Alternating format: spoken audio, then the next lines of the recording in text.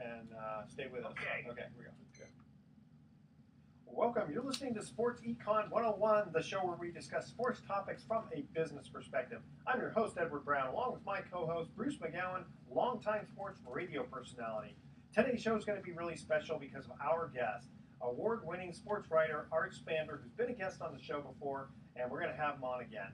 And at each commercial break, we're going to ask a sports trivia question where we're giving away vacations to the first 3 emails with the correct answer. Vacations are not sponsored by the radio station, but by Lighthouse Resort and Marina. And let's see, the theme is going to be from athlete to actor. Some of these, I think you guys will get this. This is pretty Sounds easy. interesting. And when Art comes on the show, what are we going to talk about, Bruce? Well, there's so much to talk about. We've got baseball coming up. We've got the NBA playoffs just around the corner. We got the Masters golf tournament. We've got the Final Four. I mean, there's just a plethora, as Howard Cosell would have said, a veritable plethora. Yes. I love when you when you imitate Howard Cosell. Cosell. I'm sure Art had some dealings with Howard Cosell. I bet she did. I'm sure he did. Yeah. There also 41-year-old Ichiro Suzuki. Can you believe he's 41 years old? Yeah, keeps himself in great shape. Yeah, and he's going to sign, it looks like, for $2 million with the Marlins. Not bad. Which is That's chump change for him. Yeah, it really is. It is. Yeah, But for a guy 41 years old, that's not bad money. what do you think? First ballot Hall of Famer? No question. Yeah. No, I mean, it's no amazing question. how many. He's in a bit. Well, he wants to get 3,000 hits here in the United States, I understand. And he came over here when he was like 29 years old, something like that. Was he that old when he came Oh over? yeah, he's been around for a while. Yeah. Whoa, holy Yeah. smokes. Yeah. Okay, so when we come back, we're going to have Art Spander on, again, award-winning sports writer. I just want to let the audience know the segment of Sports Econ 101 is sponsored by Pacific Private Money, providing mortgage investments that are currently yielding, get this, over 8%, secured by Bay Area real estate. It doesn't get any more conservative than that. Check them out at pacificprivatemoney.com. Stay with us. You're listening to Sports Econ 101, and in fact, if you go to iHeartRadio and type in Sports Byline USA, you can listen live on iHeartRadio. Stay with us. You're listening to Sports Econ 101. We will be right back. Okay. All right, so let me save this file, and then we'll get right into it. Yeah. It's a great thing. We record this Art on a computer, and then Edward just pieces the whole thing together and emails it down the line, and it's replayed later. It's on my house. My laptop is out, and I'm panicking. Oh, no, that's not I good. got a guy working on it. He lent me another one, but all my programs are there, and I gotta take off in 2 days for the Final Four, and then Augusta. Yeah. And, that's the one problem. We're so dependent. Yeah, we are. Computers. My entire life's in there. It's more so that way than ever before too. It gets worse. And you've been around a few years. I mean, what did we do before this? My wife's went out, and she had a guy from Lenovo in there today in her office. She brought it in, and it's working again. So that's good. We were 0 for 2 Oh boy. last night. Now it's 1 for 2. 1 for 2. All right. That's 500. That's not too Okay, bad. so we're going to get right into it, and Bruce, I'm going to let you introduce when we get back. Okay, here we go. Welcome back to Sports Econ 101. Edward Brown, your host, along with Bruce McGowan. Bruce, why don't you introduce our guest? Yeah, it's a pleasure to bring Art Spander back on the show. Art is a fellow I've known for, God, I'm dating myself. I've known Art since I was just a pup back in the early or mid-'70s when I started my career. And Art was working. He's been in the Bay Area working literally for 50 years in sports as a sports writer and as a sports columnist. And Art was actually the beat writer the last time the Warriors won the championship, Art. And back in 1975, we won't talk about the here and the now, but that was really, of all the championships that were won in the Bay Area, that might have been the most remarkable, the 74-75 Warriors. And just tell us a little brief story about your experience covering that team, because I had Rick Barry and rookie Jamal Wilkes and guys like Cliff Ray and Charles Johnson. And what was it like covering those guys? Cliff Ray, not Cliff Raines, but it's okay. They were not supposed to be very good because of Dick Vertley, the general manager who had come in that year, traded Nate Thurman for Cliff Ray. And Thurman was not only a Hall of Famer, he along with Barry, was the center of the team.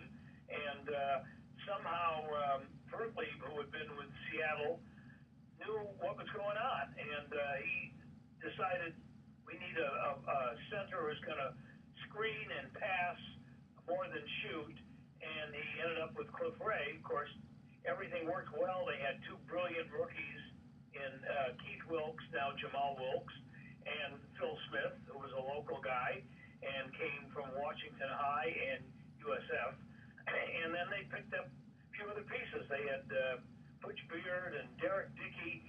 As any championship team, it always works where you have a lot of good people, and then you don't realize it. And later on, I was at the reunion the other night, if you want to call it that, when they brought the team together, the surviving members. Actually, we've had several deaths of the players. You wouldn't expect it, but Derek Dickey died. Phil Smith died of cancer. Bracy, Charles Johnson, died, and trying to think. Charles Johnson, Charles. Anyway, yeah. So, but the guys who were around, of course, Rick Barry was sort of the team leader and outspoken. Jeff Mullins was there, good guy. It's interesting. I got white gray hair myself, as you might imagine, and Jeff has got a big bald spot in the middle of his head, and you see guys, but it's a lot of fun.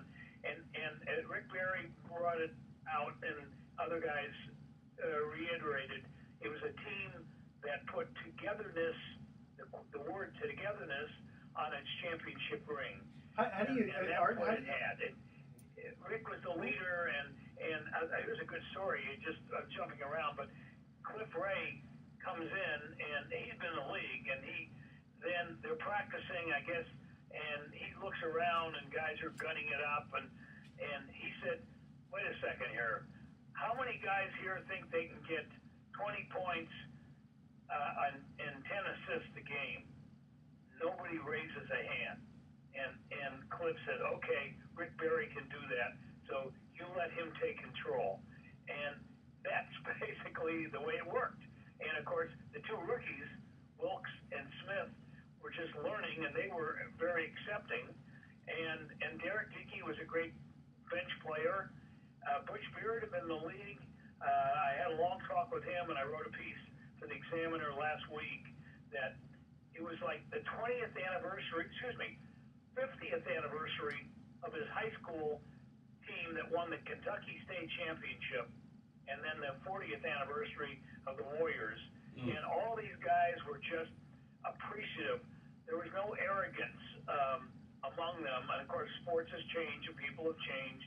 But it's like, God, we were lucky to be there. What a great group of people we had, and we played together and we won. And of course, what I also remember, they had a real tough playoff series against the Bulls, and they came home trailing 3-2, and they won.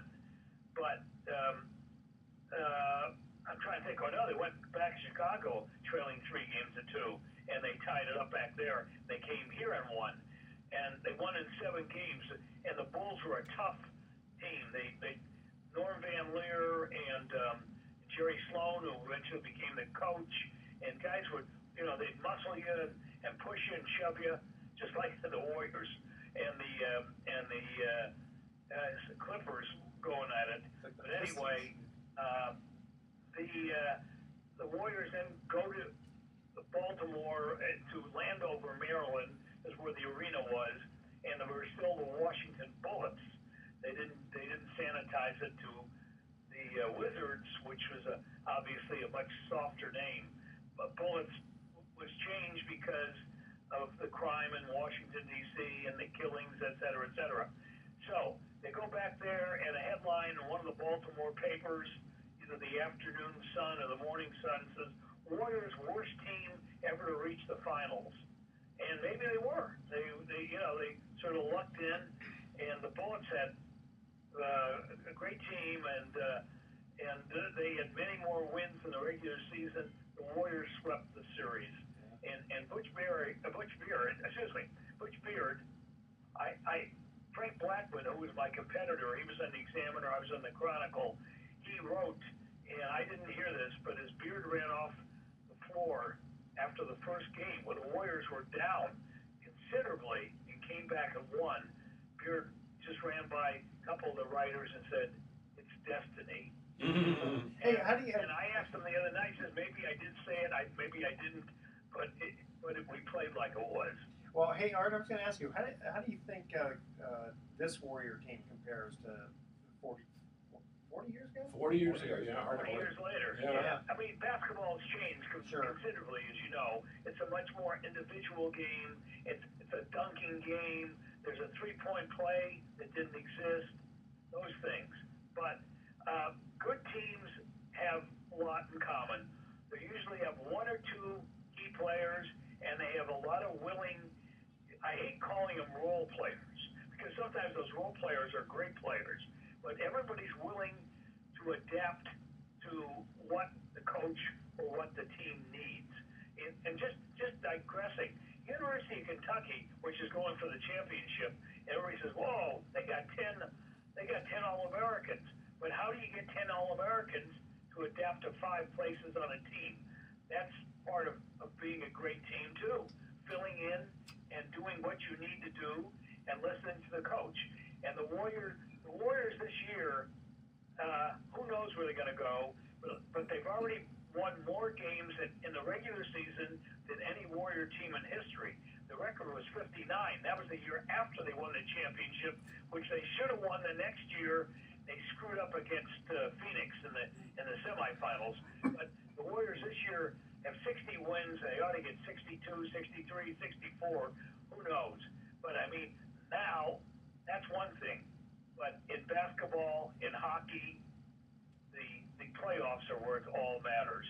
And I think the Warriors, at the beginning of the season, I said, well, they got a very good team, but they're not a playoff type team because they're not muscle. And that's in the playoffs when the game slows down and you bang together and you get short baskets. But I believe this is a team that very well can win it. Andrew Bogut's in there, Maurice Spates, and of course you got the 2 great guards. Okay. Hey, Art, stay with us. We're going to cut to a commercial break. When we come back, we're going to come back with Art Spander, who's an award-winning sports writer. Okay, so here's our trivia theme: is athlete to actor. Considered by many. Now, Art, don't answer this yet because when we go to break, you can answer when we come back. Considered by many to be the greatest player in his sports history, this athlete made his American film debut alongside Michael Caine and Sylvester Stallone in 1981. Which athlete was this? All right. The first 3 emails with the correct answer win a free 3-day, 2-night stay at the Lighthouse Resort. Email edward@sportsecon101.com the answer to this question. Considered by many to be the greatest player in his sports history, this athlete made his American film debut alongside Michael Caine and Sylvester Stallone in 1981. Which athlete was it? All right, stay with us. You're listening to Sports Econ 101 with Edward Brown and Bruce McGowan. We will be right back. All right. Wasn't it Pele? Pele, that is correct. In Victory, right? Yeah, you know, I forgot to write down the name of the... Victory was... Do you remember that movie, Art? It was about a bunch of guys in a POW camp in Germany. Yeah. And Jim Brown. It was actually Pele. Pele, yeah. Pele, because they were playing a soccer game against the Germans. When they played soccer? Yeah. And Sylvester Stallone and Michael Caine was the coach, I think. Oh, yeah, I've seen it. Yeah, it's a fun movie. It's kind of... Yeah. I think you're thinking of the Dirty Dozen. Dirty Dozen, that was a good one. Brown. Yeah, it's amazing how many famous actors are in that. Jim Brown was in that one. Jim Brown, Lee Marvin, Robert Ryan, it's Telly Savalas. Donald Sutherland. I'm one of those. Well, yeah, I don't know why. You got Donald Sutherland, very good. Back a few years. Don't say Chichi Rodriguez. No, there was a guy, Trini Lopez, the singer. or something. La la la la bamba. He did the kind of the Richie Valens thing. Yeah. All right. Let's move on here. Here we go. Welcome back to Sports Econ 101. Again, I'm Edward Brown, your host, along with Bruce McGowan. Bruce knows the answer to this question. Considered by many to be the greatest player in his sports history, this athlete made his American film debut alongside Michael Caine and Sylvester Stallone in 1981. Which athlete was it? And it was Pele, and Pele played a part of a POW in the Second World War along with Stallone and Michael Caine, and they're playing the German guards in a soccer game, and during the game there's an escape plot, and somehow a couple of the guys escape. It's kind of a neat movie. Kind of an exciting film. Victory, you said? Victory, yes. Victory. And they actually win the game, too, which is even better. Of course. Yeah, no, Pele, boy, it was kind of. It's funny. I wasn't a big soccer fan, but boy, watching him. he was a magician. Do you ever get a chance to see Pele play very much, Art, from time to time? Only when he came in New York. I was the Cosmos. Yeah. But not at his best. Not on a regular basis. Yeah. Well, he was at his best probably back in the '60s. Yeah. They're not playing the Premier League, but I've seen enough soccer. You know, the great thing now, world sports have really encircled the world, where we're getting Premier League games here live, and they get the Super Bowl live, and I'm not sure they really don't care about baseball except in Japan, in Asia, and the Latin countries, but they do like American football, which there's a Sunday game every week in Britain, and so it's funny. Kids get off planes and they go and buy a Manchester United jersey, or they go and buy a jersey of one of the two Spanish teams, and kids from Europe land in New York, and the first thing you see, they're wearing a Yankee hat. Of course, of course. Hey, I got to ask you, not to get off on a tangent here, but one thing I've always found fascinating about your career, you actually, and this is more of an interest on your part, just because you grew up in the Los Angeles area, you have literally been to every Rose Bowl since what, the 1950s? 54. I've Wow. been to 62 in a row. Whoa. I started selling programs. Is that right? I was in high school. Wow. Which was your favorite? I sold programs for 3 years, including the last time it rained heavily, 55. Then I went to UCLA, and I was working on the school paper, and a guy said, "Hey, do you want to work at the Rose Bowl game and pass out stats in the press box?" Nice. So I did that for a few years. Yeah. I went just as a spectator, and then I've covered them all since '64. Well, what was the most exciting? What was your favorite? The SC Texas game a few years ago was, came right down to the wire. But since I went to UCLA, the first time UCLA won a Rose Bowl game, it was like 0-5 or something, 1966. The 65 team beat Michigan State, which the next year was going to had all the same guys, the Bubba Kill guys. And in '65, UCLA opened the season against Michigan State and lost. Gary Beban was a sophomore playing his first game.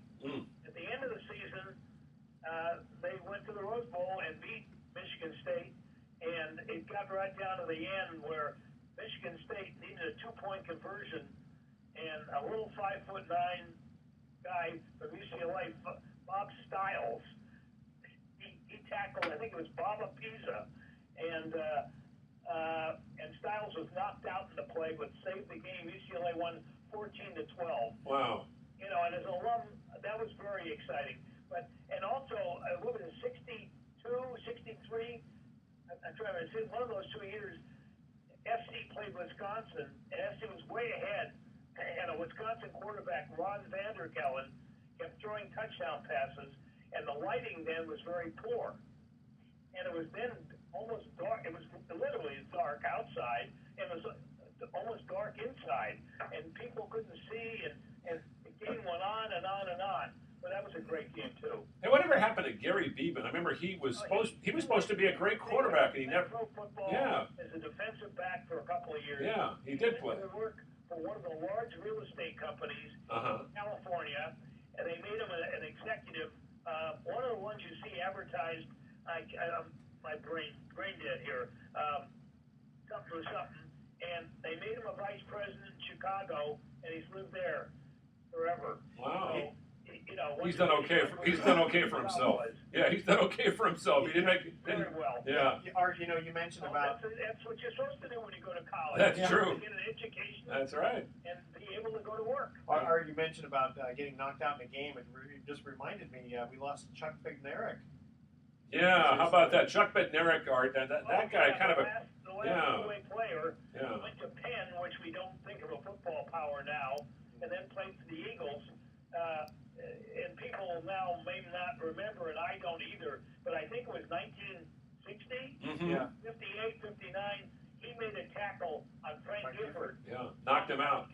But it's funny. You watch that play, and he hits him in the chest. It sounds like maybe he got the wind knocked out of him. Well, you know what it was when he landed. He hit his head, and he Yeah. literally didn't. I don't think Art. I don't. His head. It was not a dirty tackle. No, it wasn't. It's a clean head. And Clark was the last of the great, the last of any 60-minute players. There have been a few offensive guys who play defense, and what's his name, played for the 49ers and the Cowboys, Deion Sanders. Deion Sanders. Yeah.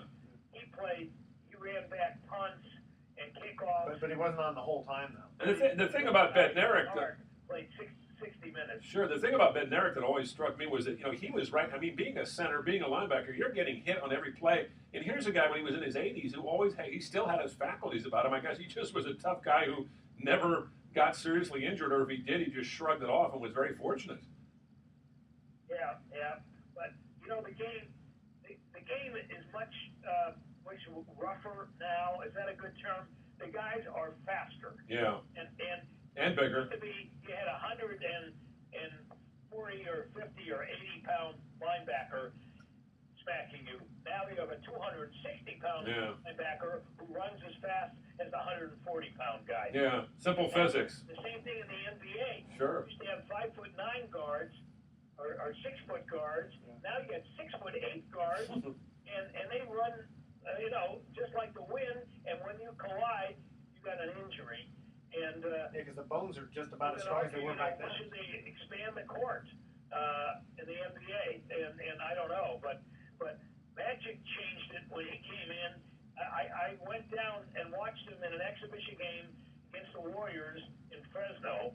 So we're talking a long time ago, 30 years ago. And I said, you can't have a 6'9" guard. Oh yes, you can. and that guy could, as you know. And that first year when Kareem got hurt, Magic played center for the Lakers. Yeah, he did. Yeah, in the championship game against Philadelphia. Scored 42 points or something. Ridiculous. So what we have today is just great athletes in every sport. Yeah. And they're coming from all over the country, the world now. Yeah, I mean, look, you see these 7-footers shooting 20-foot jump shots, particularly the Europeans. You wouldn't see a guy doing that before, but now everybody, it's like, okay, I'll do what I want when I'm growing up, and let's see what you can do to stop me. You get over there and you stand underneath the basket. Like Luke Nowitzki, how many 3-pointers does he make? Yeah. Oh yeah. In fact, there's a story. I don't know if you've seen it. Manute Bol's son is playing for a high school in the East, and he's already 6'9", 6'10", and he is really good. And he's only 15 years old. Wow. And of course they're going to be chasing him. But you remember Manute? Obviously, he was agile, but he was a little uncoordinated for a guy who had never played the game. 7'6", 7'7", whatever it was, and he was in for defensive purposes, but he took one 3-pointer a game, and he usually made 1 out of 2, and the crowd would go crazy. Yeah. Don Nelson, his coach, just absolutely loved him. Well, let's switch over to baseball because the season's about to start, and I got to ask you about our local teams here in the Bay Area because those are the teams we end up covering, the Giants and the A's. The Giants are coming off another championship year. And the A's made a lot of off-season moves. How do you see these two teams doing this year, Art, if they stay healthy? So far, I mean, I know people say don't put any stock at all in spring training. I talked to a scout 3 or 4 weeks ago in Arizona. He says, call me when it counts. But the Giants have had what I think is a very poor spring training. They've had very few home runs. They've scored very few runs. And their pitching which is the strength of their team, doesn't seem to be very good. I'll get to that in a second. The A's, conversely, who made a lot of changes, and you're saying, they got rid of this star, they got rid of that star, and they got Donaldson, who was one of their key hitters, but all of a sudden, they look pretty good. They're going to have a really good pitching staff. But where they go, I don't know. The Giants have had a very poor spring, and yet they know how to win. I think part of the problem, and this is not just in baseball, you find it in basketball and football and even in hockey. Teams that play on and on and on and on. And of course, if you go to the World Series, you almost play to the beginning of November. You start coming to camp in mid-February, and I think tired players are just tired, worn out, and it's hard. Hey, Art, I got to interrupt you. Year. Art, I got to interrupt you because we have to go to another Yeah, go quick ahead. break. Okay, and when we come back, I want to stay with you for just 2 minutes because I know you have to leave. Yeah. Okay, this New York Yankee great made his acting debut on an episode of the Phil Silver Show in 1957. I remember this one too. He would make his film. Oh, excuse me. Okay, anyway, he made his film. That was his acting debut. He made his film debut in a 1962 movie called That Touch of Mink. I know who that is. Okay, yeah, all right. I'm sure Stay Art with does us. too. Stay with us. Sports Econ 101 will be right back. It's the Okay. Mick, right? Mickey Mantle? Hold on. Gotta be. Right, Art? Is it Mickey Mantle? Touch of Mink with Doris Day, I think, and I think so. and also I think Cary Grant was in that one. Cary Grant. And there was another movie, that's a baseball movie. What is it? Home. A couple of Yankees were in it. Oh, okay. They're They always snuck those Yankees in. Yeah. Chuck Connors, you know, Oh, played baseball. first base Oh, for the yeah. Angels and the Cubs. He became the rifleman That's Yeah. right. Oh, yeah. on TV. Yeah, he was I saw him play baseball. Hey, really? The guy tweeted the other day about Al Rosen, Oh, yeah. and I said, and this is, you know, I'm in my 70s. I watched and I went to PCL games, Stars Angels, whoever was home, doubleheader on Sunday, 9 innings, 7 innings. In 49 and 50, the Padres had Minnie Minoso, Orestes Minoso, you never liked Minnie, Al Rosen, Luke Easter, Max West. Wow. Because the guy said, it's Easter, Luke Easter. And he could hit him out of those ballparks down there. But you imagine, you know, Rosen and Minoso and Luke Easter on the same. Man, and a minor league team, too. That's Yeah. amazing. They were an Indian prom team, but, and of course, Rosen went up to the Indians, but Minoso, with 51, was traded to the White Sox. Right, the White Oh, Sox. yeah. That's right. Go Sox. Go Sox. There you So, go. Art, it's 3:30, and you told us that you have to go. I do. You want to hang on just for a couple minutes here and finish Yeah, up? a couple of Yeah. minutes. All right, Okay. all right. Let's get back to this because you guys got to hear the answer to this. Yeah. question. Okay, here we go. Welcome back to Sports Econ 101. Edward Brown and Bruce McGowan, your host and co-host here. We cut to the second commercial break. We asked this trivia question. This New York Yankee great made his acting debut on an episode of the Phil Silver Show in 1957. He would make his film debut in the 1962 movie That Touch of Mink. Who was it? I'm going to say either Mantle or Yogi Berra. It was Yogi Berra. I remember that Phil Silver Show. It's a really funny episode. Very good. Okay, Art, I know you have to go. You want to leave us with some closing comments? Closing comment? How about the Masters, Art? I know you're a big golf guy. You know. The big question, we'll find out in a day or two, is Tiger Woods going to play? Yeah. He has not played since the second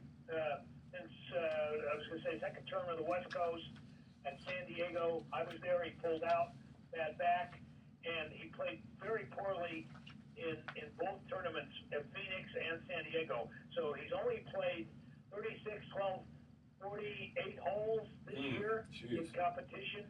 Is he holding back because he's not healthy? Is he holding back because he doesn't like his game? We're going to find out. But this would be the second year in a row if he doesn't play. There'll be a Masters without Tiger. I don't think it's good for golf not to have Tiger at least on the. But sooner or later, Yeah. golf and tennis, they don't have the advantage team sports do. That's true. If you're a Red Sox fan and you move Boston to L.A. or San Francisco, 40 years later, it doesn't matter who's playing, you're a Red Sox fan.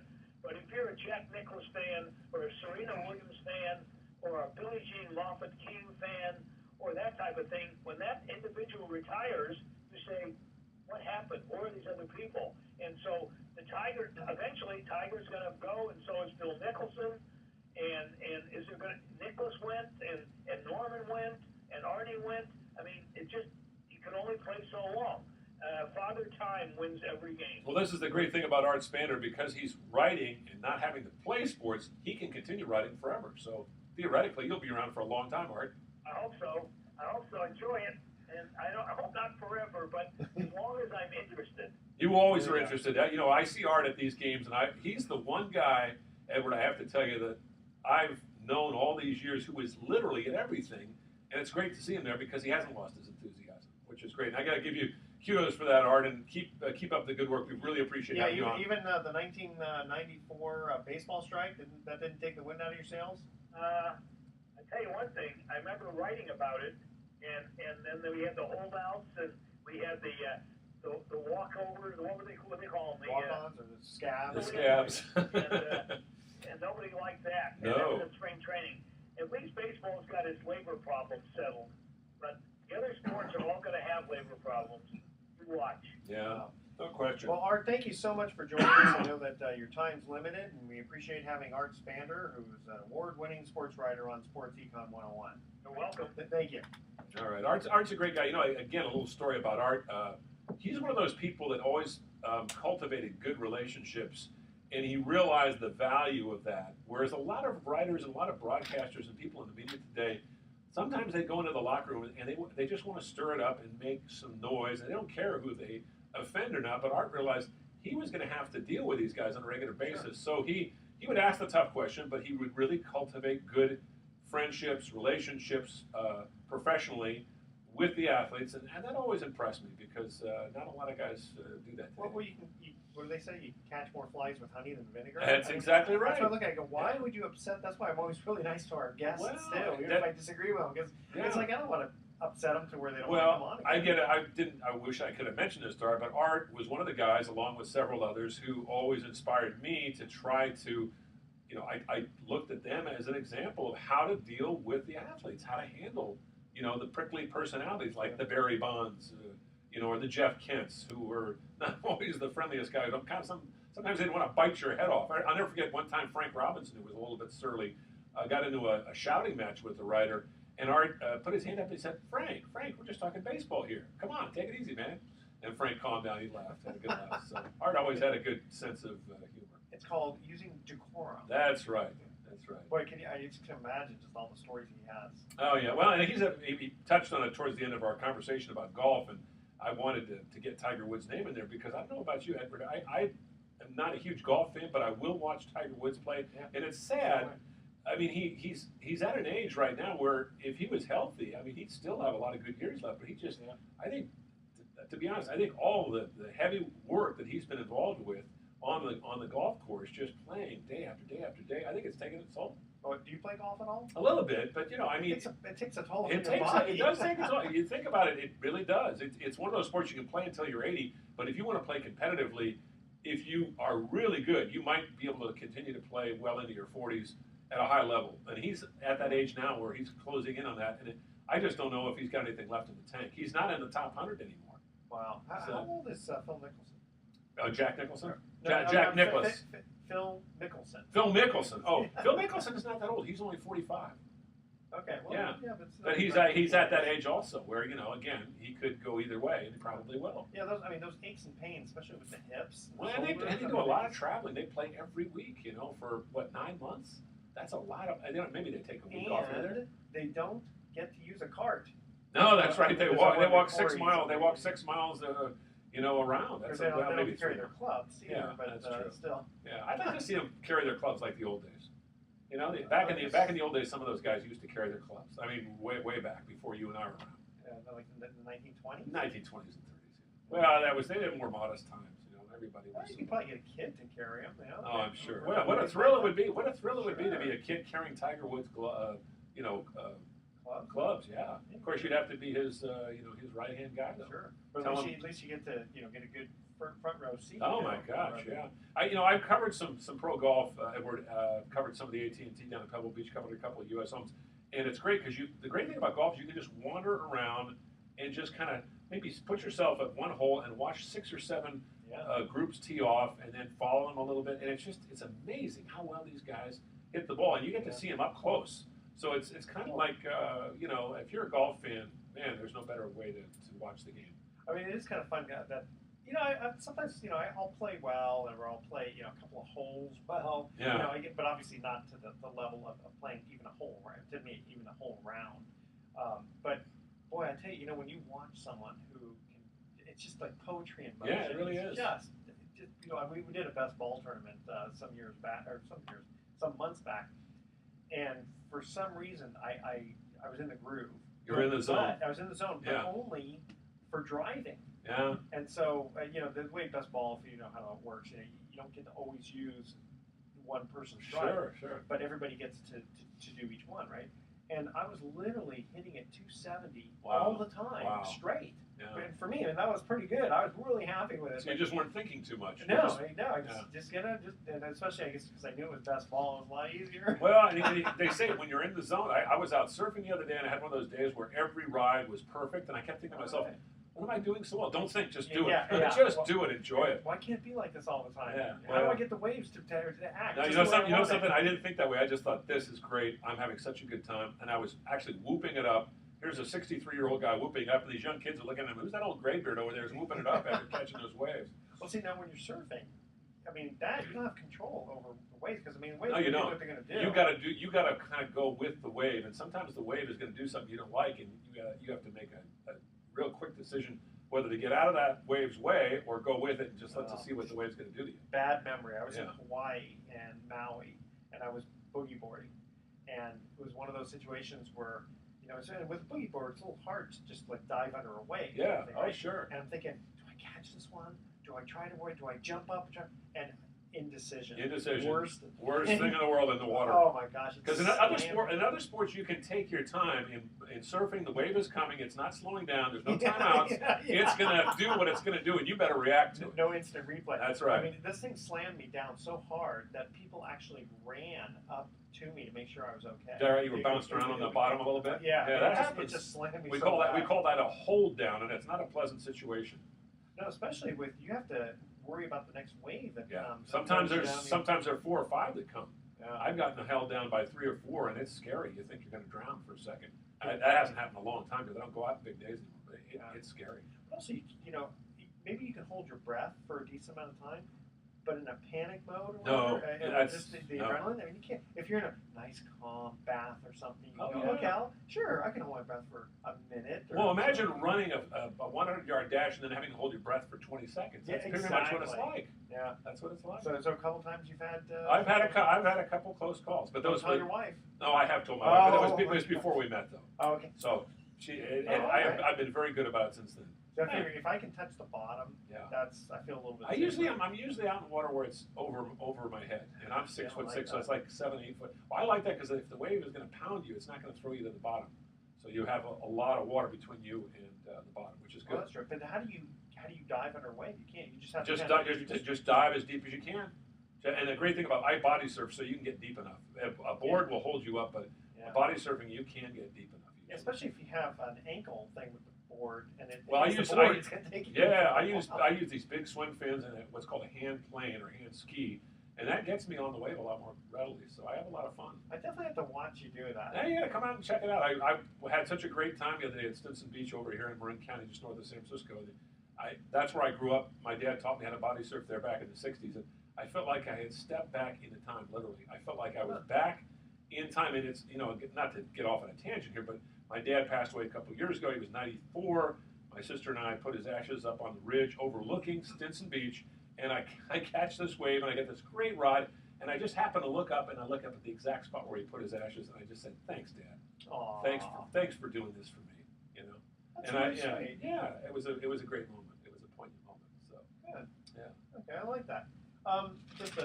Going back to a little sports here for just a minute, or basketball. I was reading in Sports Illustrated here. It says only 3 times since 1979 has no number 1 seed made it to the Final Four. Wow. I thought that was pretty interesting. Well, usually, the top ranked team is going to get there. This year it's Kentucky. Yeah. Kentucky had a battle. They barely beat Notre Dame. But now they get a dream matchup with Wisconsin. That is going to be a game to watch. As a matter of fact, this year's Final Four might be the best, at least on paper, that we've had in a long time. Yeah, Michigan State seemed did they limp in, do you think? Yeah, they limp in or not, they're there. They're there. Once you're there, anything can happen. But I'm figuring Kentucky's going to win this thing. They should. So Kentucky beats Wisconsin, and Duke beats Michigan, and then you get Kentucky, Duke. Yeah. Right. Right. And then bring That back would be. Christian Laettner. Yeah, bring back Christian Laettner. And I said, oh, God, that bad memories for the Kentucky fans, Yeah. though, huh? Oh, I still think about that. And Oh, Grant Hill was Yeah. the one throwing it in. And I'm thinking, why don't you have a guy guarding Grant Hill to make the pass not It's always that big question. What happened? Yeah, Why? what What were they thinking? What were they thinking? That always happens. And it's a horrible thing to have to live with for the next 30, 40 Well, years. it's like, Pete Carroll having to think about the Super Bowl. Oh, That's that good. poor guy. Yeah. He's probably gone into seclusion right now. Okay, third and final trivia question. Again, the theme is from athlete to actor. After a cameo in the 1996 movie Jerry Maguire, this sports star went on to guest voice on both King of the Hill and The Simpsons, cartoons. What California-born sports star was this? All right, the first three. You know this one? God, I'm racking my brain. Yeah. All right, the first three emails with the correct answer win a free 3-day, 2-night stay at the Lighthouse Resort. Email edward@sportsecon101.com the answer to this question. After a cameo in 1996 movie Jerry Maguire, the sports star went on to guest voice on both The King of the Hill and The Simpsons. And just as a reminder, on the free 3-day, 2-night stay at the Lighthouse Resort, they only ask for a $75 cleaning fee to cover the housekeeping expenses. And when we come back from Sports Econ 101, we'll have some closing comments. Stay with us. Yeah. I'm drawing a blank on that one because I remember that movie. Show me the money. Yeah. There were some great lines in that. Yeah. Help me, help you. Show me the money. You complete me. Those are the three lines. Yeah, that's right. Remember, because he was in Tom Cruise was in love with Renee Zellweger. Renee Zellweger, Yeah. and so he said, "You complete me." Yeah. And then Cuba Gooding said, "Show me the money," Yeah. and Tom Cruise said, "Help me, help you." And in fact, and then also. Oh, and Jane Moore was in that also. Jane yeah. Moore, yeah. And when also Renee says, "You had me at hello." You had me at hello. Hello. Very good. Yeah. But That's right. It's funny. We change around the other one. We go, help me, help me. See, now that is the movie that guys like because it's sports, and women like because there's romance. Exactly. It's the all. And you know what's interesting is a lot of people thought my son Christian was that little boy. Really? They looked Is a that lot right? alike. Wow. Yeah, he was a little bit younger than Christian. Just Oh a little my bit, gosh, with that's the right. She had a glasses and little. everything. She had a little Cute little little boy. boy. That's right. Yeah. Yeah, I forgot about that. Renee Zellweger seems to have disappeared. Yeah, yeah. It was funny. Last night I was watching on TV, just on the movies. You know, the free movies you get. All the Right Moves, which was Tom Cruise's first big movie. With no. His first big one was his first one where he was critically acclaimed. Oh, okay. Because Risky 1980 Business. Risky Business, yeah. 1983. Yeah. And Leah Thompson and Craig T. Nelson, who went on to play that role on his TV show, Coach. Oh, yeah, that's right. Yeah. Yes. Yeah. And it was all shot in Bethlehem, Pennsylvania, Yes. at the Bethlehem Steel Company. Yeah. Remember they called it Ampipe? Ampipe. Yeah, Ampipe. I remember that. And then the coach gets a job as an assistant at Cal Poly San Luis Obispo, and takes Tom Cruise. He feels guilty because he's kicked Tom Cruise off the team, so he takes him with him at the very end. Oh, that's right. I forgot about that. Yeah. He says, "How would you like to come play for me?" He goes, "Are you kidding me?" He goes, "No." He says, "You're doing this just to, because it makes you feel better because they kicked him off the team." Yeah, I feel better already. Good stuff. Well, it's funny because remember they trashed the guy's house. Oh yeah, and the poor guy. I felt sorry. Tom Cruise was along, and he Yeah, didn't realize all right. that was going to go on. No. Yeah, then he got victimized. Okay. All right. Some losing comments. Yeah. Losing comments. Well, welcome back to Sports Econ 101. Last time for today, I'm Edward Brown, your host, along with Bruce McGowan. When we cut to the final commercial break, we asked this trivia question about from athlete to actor. After a cameo that means he played himself, right? Right. In the 1996 movie Jerry Maguire, the sports star went on to guest voice on both King of the Hill and The Simpsons. What California-born sports star was this? I'm clueless. Okay, if I remember in the movie, after Jerry hugs Cuba Gooding Jr. Right.